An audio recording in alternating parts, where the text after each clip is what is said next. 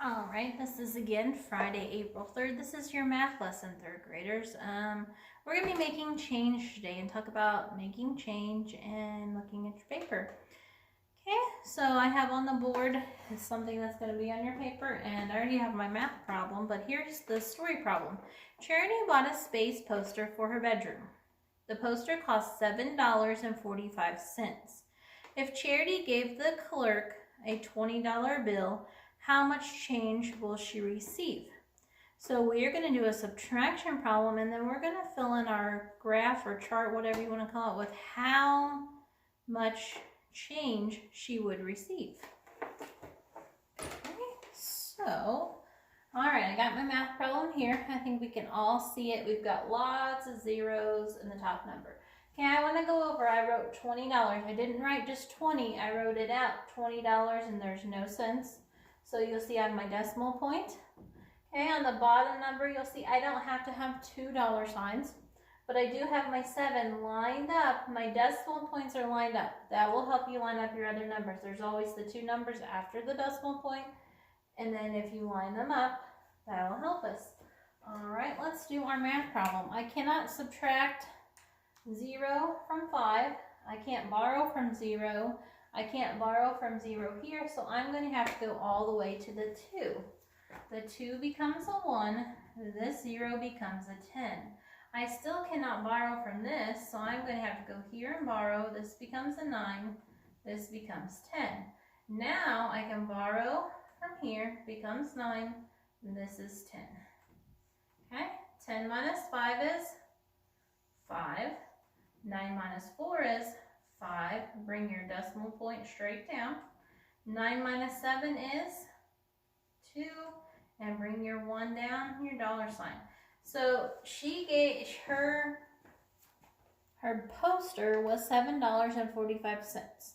She had a $20 bill and gave the clerk or cashier that money, and they're going to give her change back. So we're going to look at $12.55. I know it's kind of hard to see. I'll adjust a little bit.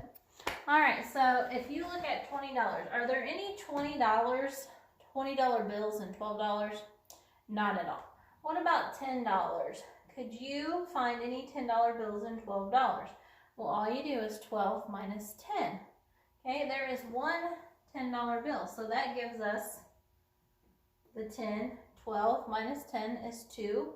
So I still have $2. So are there any $5 bills and $2? No. Okay, but there are $1 bills. We have $2 left, so I would have $2 bills. Now I have $10 plus $1 plus $1. I have $12 now. Now I need to make 55 cents. Okay, how many quarters would be in 55 cents? I hope you said 2 because that's 50 cents. So in your brain, you can do 55 minus 50 equals 5 cents. I just need a coin that will give me 5 cents. Well, that would be our nickel. So I need 1 nickel. Okay, let's look at your math book, your math page, and we will work on some of these together, at least the first one, if not the second one. Hopefully you'll get it. But on number 1, well, let's look at making change at the top. To find the change, subtract the cost from how much money was given. Okay, so it looks like it cost $3.29 and they gave them a $5 bill. It shows us how to subtract, and it made $1.71. It says write the number of bills and coins to make them out using the fewest pieces of money. We did something similar to this in 2nd grade because I've been teaching it to them. So number 1 says show how much change was received. So first off, we have to do some subtraction. Let me erase a little bit of the board.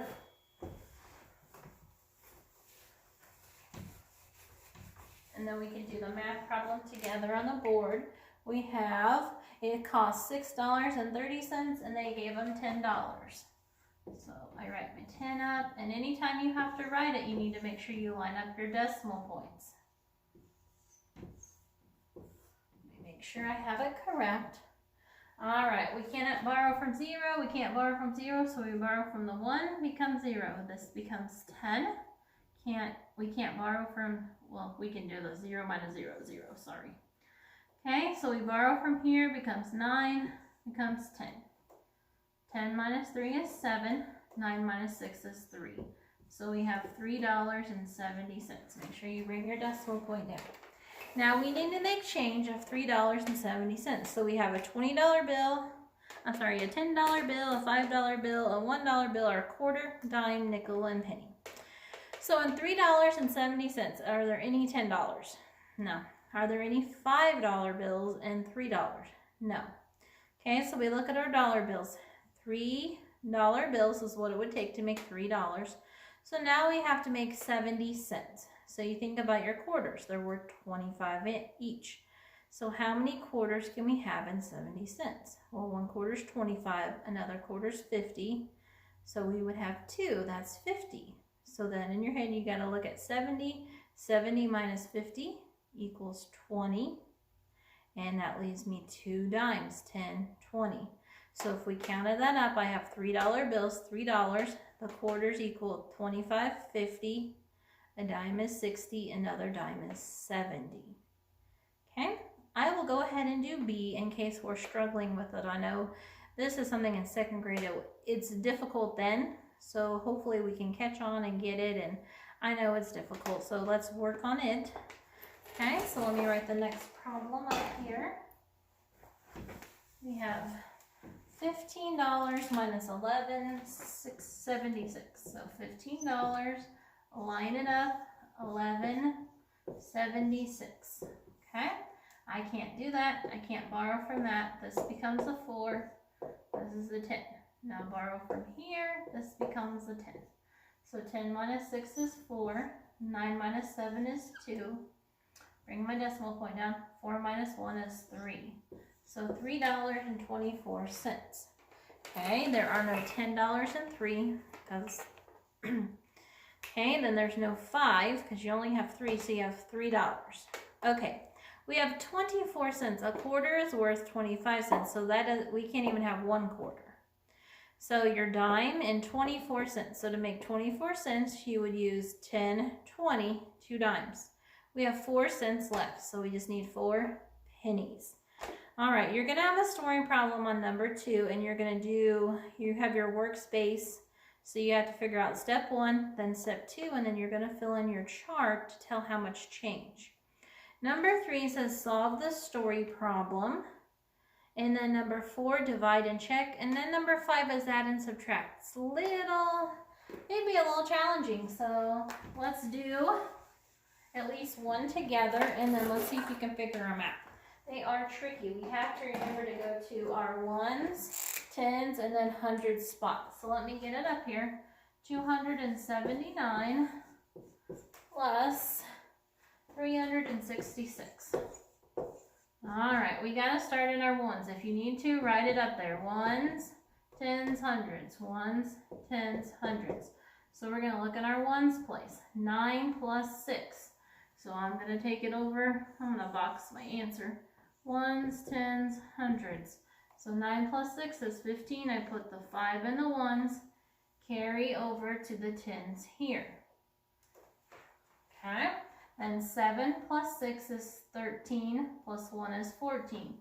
4 in the 10s. Carry my 1 to the 100s. 2 plus 3 is 5. Plus 1 is 600. So 645. If you want to make sure you got it right, you can always turn the problem around this way and then add it and see if you get the same answer. 9 plus 6 is 15. Carry. 7 plus 6, 13. Plus 1 is 14. 3 plus 3. So I got the same answer. So if you get stuck, you can always add it this way. I want you to be able to do it that way, but if you get stuck or you want to check your answer, you can always do it the other way. Okay, number 6 says reduce to lowest terms. 7, solve these fraction problems. And then you have a brain booster. All right, let's move on to science. We're going to talk about some other kinds of muscles today. Yesterday you talked about muscles. And we talked about the 3 different types of muscles. We talked about, I did not turn the page right. Okay, you talked about muscles yesterday, and you talked about skeletal muscles and tendons and ligaments and stuff. So we're going to move on to other kinds of muscles. On page 187 and 188, it says most people think of skeletal muscles and voluntary muscles when they think of muscles. But there are other type of muscles and movements. The beating of the heart is a muscle movement that is constantly occurring without conscious control. You don't have to tell your heart to beat. It's beating right now, doing its job.